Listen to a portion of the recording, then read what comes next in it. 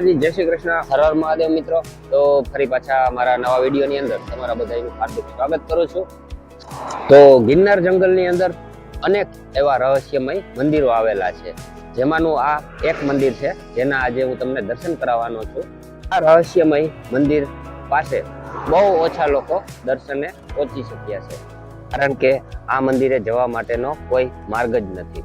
અને મંદિરની જો વાત કરું તો હનુમાન દાદાનું મંદિર છે, અને હનુમાન દાદાના હુકમ સિવાય આ મંદિરે કોઈ પહોંચી શકતું નથી। તો આજે એવા મંદિરના અને એવા હનુમાન દાદાના હું તમને દર્શન કરાવવાનો છું, જે તમે અત્યાર સુધી એવા હનુમાન દાદાના દર્શન ક્યારેય નહીં કર્યા હોય। મંદિરે પહોંચતા જ મંદિરના ગર્ભગૃહમાં જાય એટલે એક અલગ જ અનુભૂતિ થાય છે, અને આપણે એવો આભાસ થાય હનુમાન દાદા આ જગ્યા ઉપર સાક્ષાત બિરાજમાન છે। આ હનુમાન દાદાને દિલથી મનથી પ્રાર્થના કરવાથી ઘણા બધા લોકોની મનોકામના પૂરી થઈ છે। એટલા માટે આજે એ વિડીયોના માધ્યમથી જો તમે પણ દિલથી મનથી પ્રાર્થના કરશો તો અવશ્ય હનુમાન દાદા તમારી પણ પ્રાર્થના સાંભળશે અને તમારી જે કાંઈ મનોકામના હોય એ પૂર્ણ થશે। આ હનુમાન દાદાનું મંદિર એકદમ પ્રાચીન હોવા છતાં પણ આ જગ્યા ઉપર કોઈ પણ સાધુ સંતો હે ને રાતના રોકાઈ નથી શકતું। એવી કંઈક અલગ જ ત્યાંની અનુભૂતિ અને ઉર્જા હોય છે કે એના હિસાબે કોઈ સાધુ સંતો પણ આ જગ્યા ઉપર આ મંદિર ઉપર ટકી નથી શકતા, રહી નથી શકતા। તો બસ કમેન્ટમાં જય શ્રી રામ, જય હનુમાન દાદા, જય બજરંગ બલી લખી આપજો। તો ચાલો તમને એ મંદિરના અને એ હનુમાન દાદાના દર્શન કરાવું।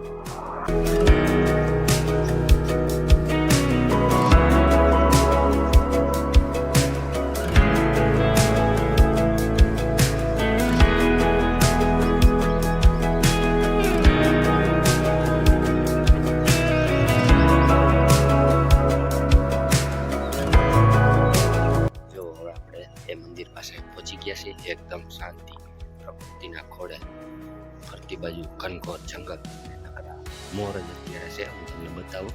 અને મંદિરે આપણે પહોંચવા જઈ રહ્યા છે, એકદમ જંગલ વિસ્તાર છે। આવું કંઈક આ ઘનઘોર જંગલ વચારે આ મંદિર છે હનુમાન દાદાનું। વાહ ભાઈ વાહ, સીતારામ, જય બજરંગ બલી દાદા। અને ફરતે બાજુ જો જંગલ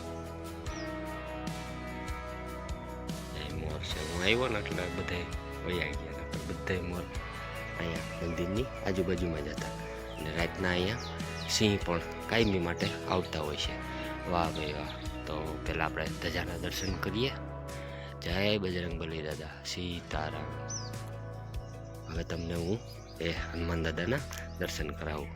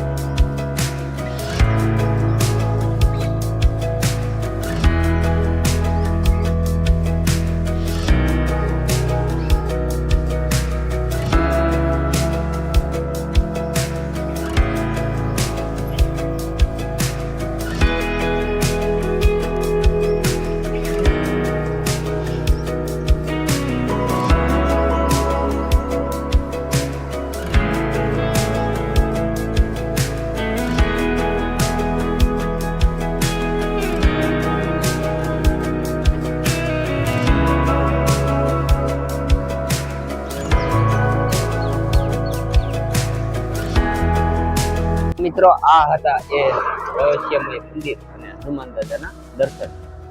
આ મંદિર તમે જોયું હતું અને આ હનુમાન દાદાના દર્શન કર્યા હતા તો કમેન્ટમાં સીતારામ જરૂર લખી દેજો. અને ના દર્શન કર્યા હોય અને પહેલી જ વાર જો તમે આ વિડીયોના માધ્યમથી તમે દર્શન કર્યા હોય તો તમે પણ ભાગ્યશાળી છો કે આ હનુમાન દાદાના દર્શન તમને કરવા મળ્યા.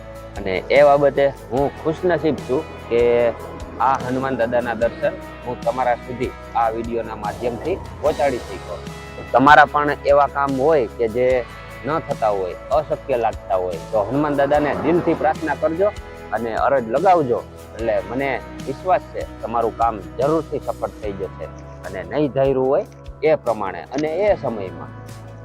તો એક વાતની સોરી કે મેં તમને આ મંદિરે જવાનો રસ્તો નથી બતાવ્યો. એનું પણ એક કારણ છે કે એ જગ્યા ઉપર વિડીયો બનાવવાની મનાઈ છે. હું ઘણો સમય આ મંદિરે દર્શન કરવા માટે જતો હતો તો હું તમને દર્શન કરાવી દઉં ને એટલા માટે નહોતો કરાવતો કે ત્યાં વિડીયો બનાવવાની મનાઈ છે. પણ આજે હનુમાન દાદાનું મને અંદરથી એવો ભાસ થયો કે લોકો સુધી આ હનુમાન દાદાના દર્શન હું તમારા સુધી પહોંચાડી શકું એટલા માટે આજે વિડીયો બનાવ્યો છે. એ પણ અહીંયા રોડ ઉપરથી સ્ટાર્ટ કરી અને સીધો મંદિરે જઈને તમને દર્શન કરાવ્યા. એટલા માટે સોરી કે રસ્તો બનાવવાની મને પરમિશન નહોતી દાદાની, એટલા માટે મેં રસ્તાના વિડીયો નથી બનાવ્યા. જો તમારે ફરી પાછા ગમે ત્યારે દર્શન કરવા હોય એ મને કોમેન્ટ કરી દેજો, હું તમને લાઈવ દર્શન કરાવી દઈશ.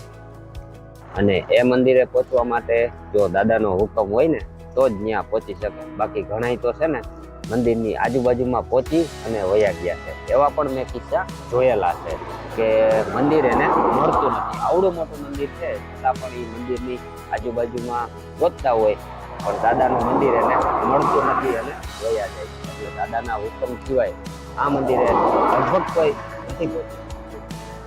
મિત્રો આ હનુમાન દાદાના દર્શન તમને કેવાક લાગ્યા કમેન્ટમાં જરૂરથી કહેજો અને સીતારામ લખી દેજો. જય ગિરનારી લખતા જાજો, જય શ્રી રામ લખતા જાજો. તો મળશું એક નવા વિડીયો સાથે. ત્યાં સુધી બધાને મારા જય માતાજી, જય શ્રી કૃષ્ણ, હર હર મહાદેવ, જય ગિરનારી, સીતારામ, આવજો.